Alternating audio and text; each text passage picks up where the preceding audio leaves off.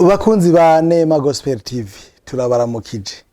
Turaryohewe kongera guhura namwe na cane muri ibi bihe turiko tuhimbaza iminsi mikuru twibuka hisi yaronka umukiza, naho benshi bakunze kuvuga ngo sivyo.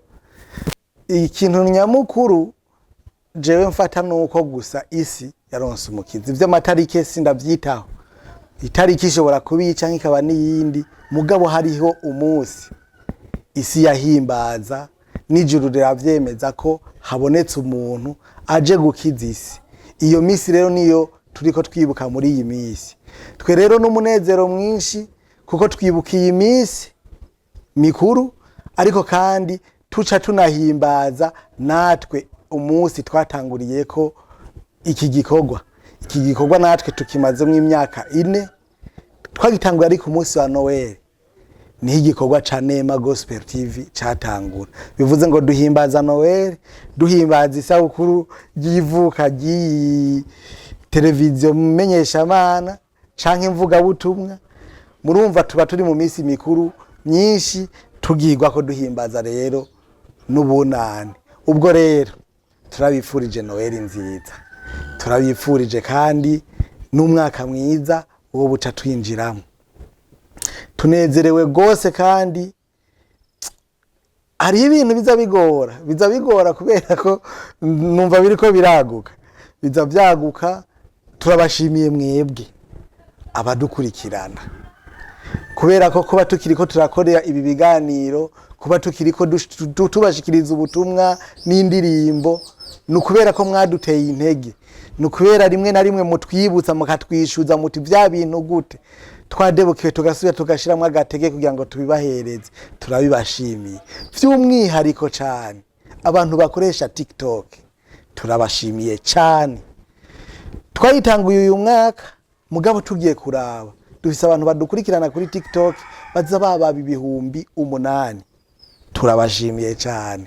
Ariko kandi n'abadukurikirana kuri YouTube namwe turabashimiye. Mweho rero vyimazeyo, kubera ko uyu mwaka twungutse abantu badukurikirana barenga 25,000.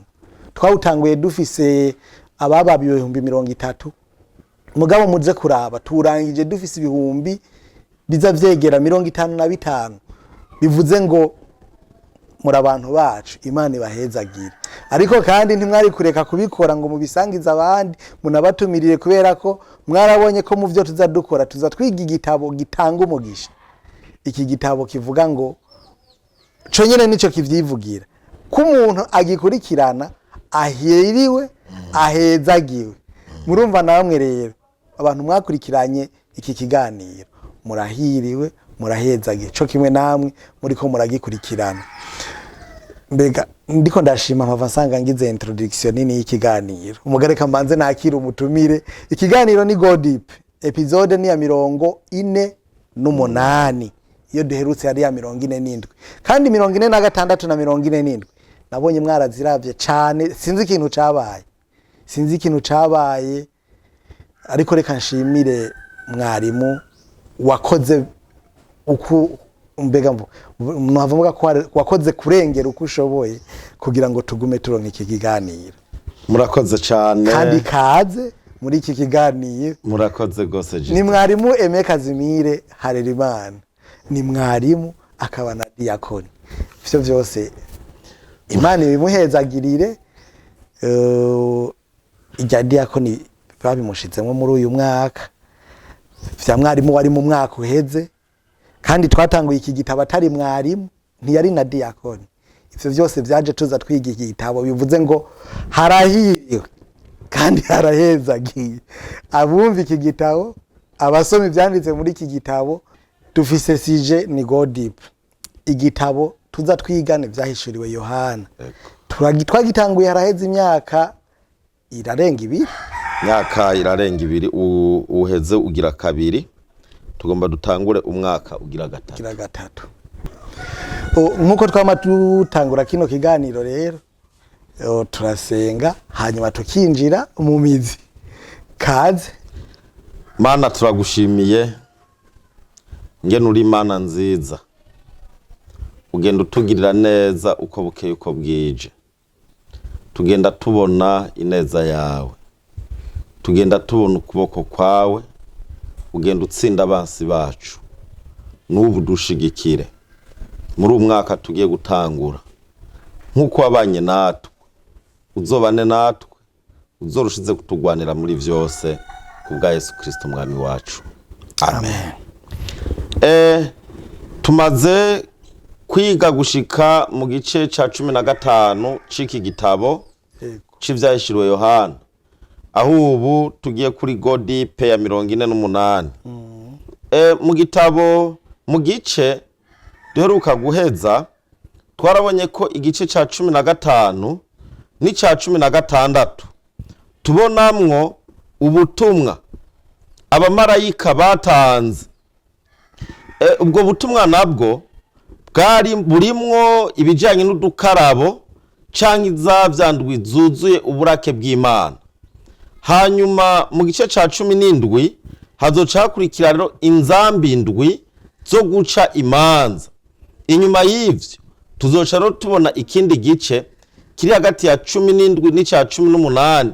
Mu rutonde rukurikirana neza hazoca haza ibijanye no kugaruka kwa kabiri kwa Yesu Kristo.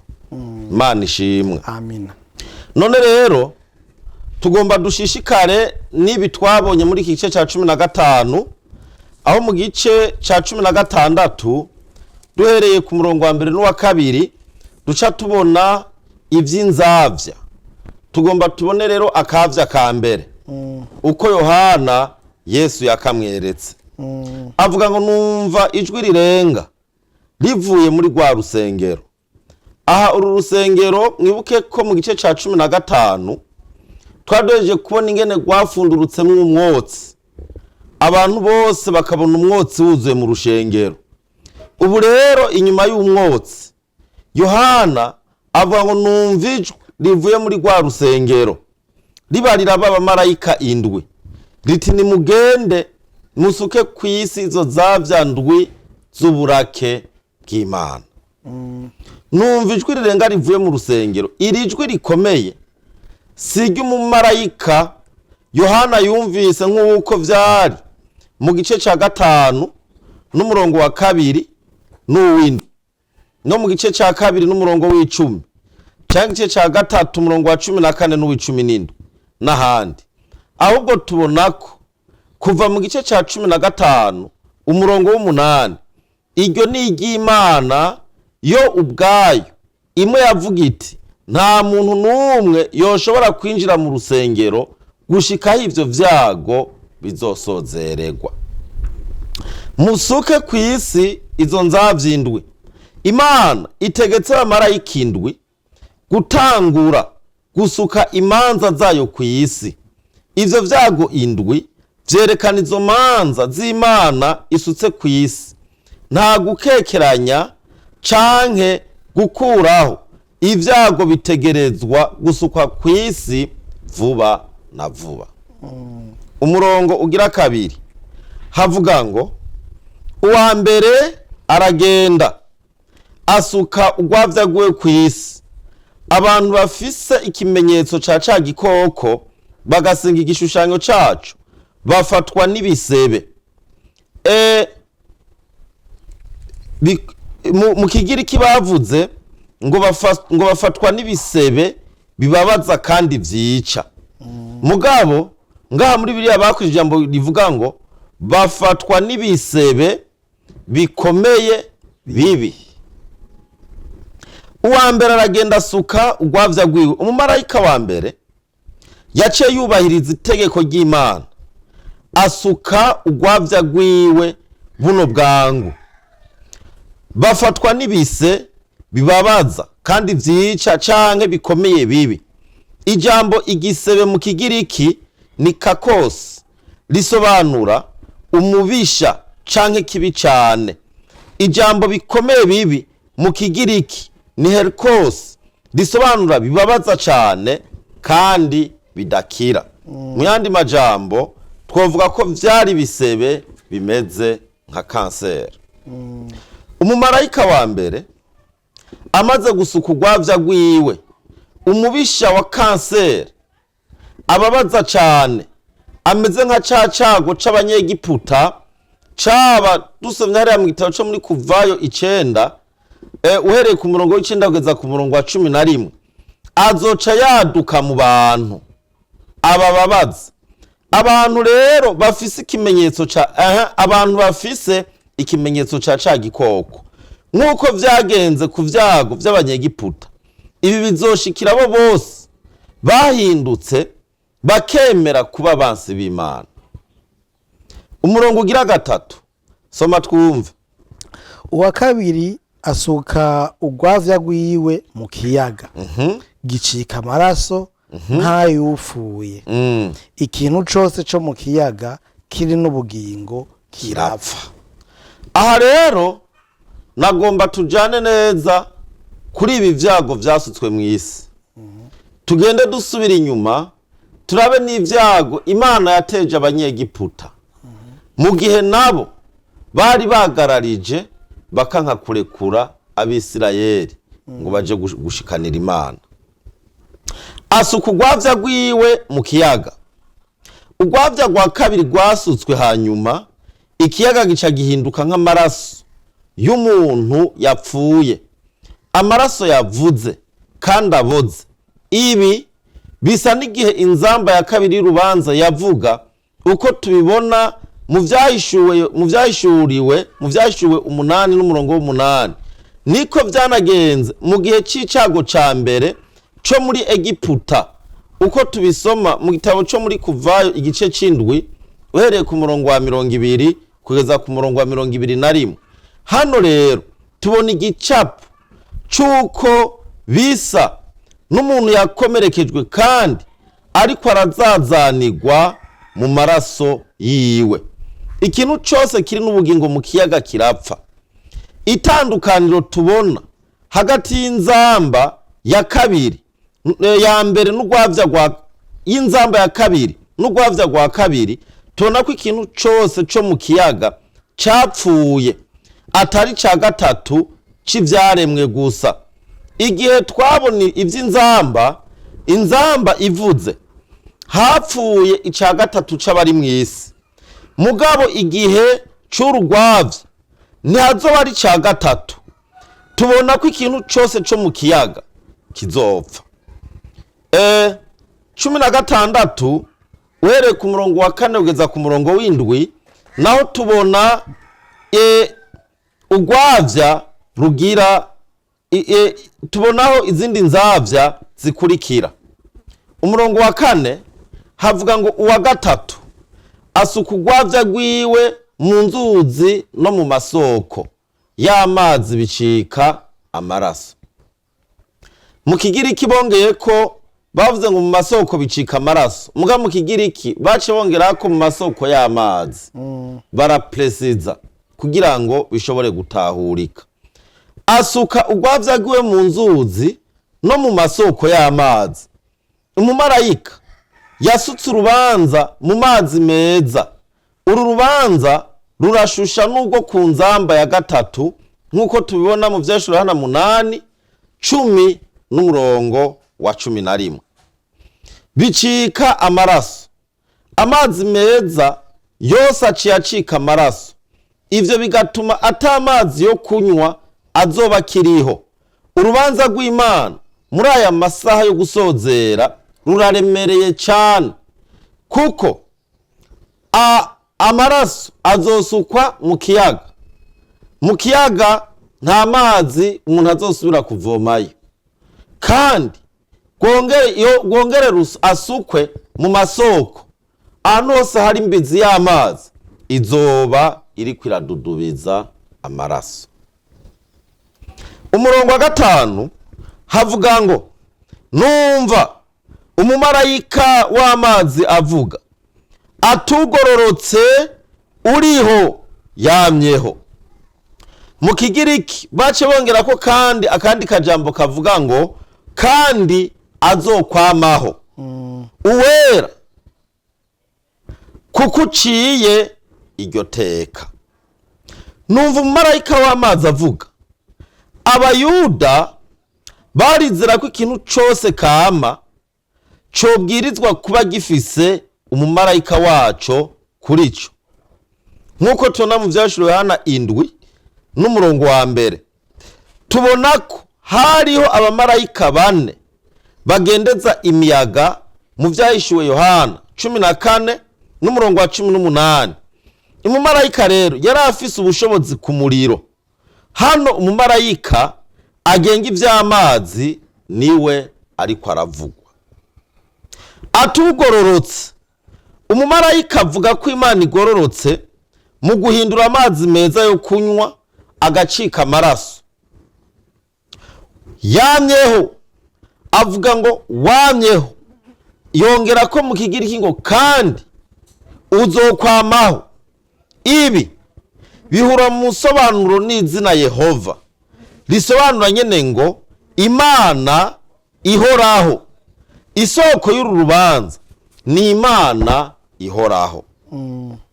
Kuko uciye iryo teka, Imana rero iragororotse mu gukora ivyo yakoze. Umurongo wa 6 uvuga ngo iki? Umurongo wa 6 uvuga ngo bavishije amaraso y'abera n'aya bavugishijwe nawe, kandi amaraso nyene niyo ubahaye ngo banywe birababereye. Mana ishimwe. Amina. Bavishije amaraso y'abera n'aya bavugishijwe nawe. Isigarira zina ba. Ni isigarira zina yabo bose bazoba bari ku ruhande rw'ubwami bwa Antikristo. Aba bagabo b'abanyabyaha bavishije amaraso y'abakozi b'abagororotsi.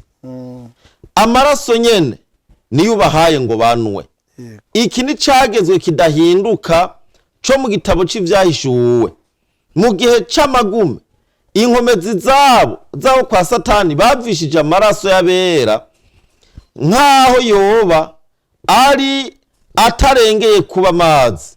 None rero ubu kubera ivyo bikorwa vy'agahomera bunwa bariko bararonka nabo amaraso yuzuye, aba banywa amaraso ubwo bariko barahabwa ivyo nabo batanze.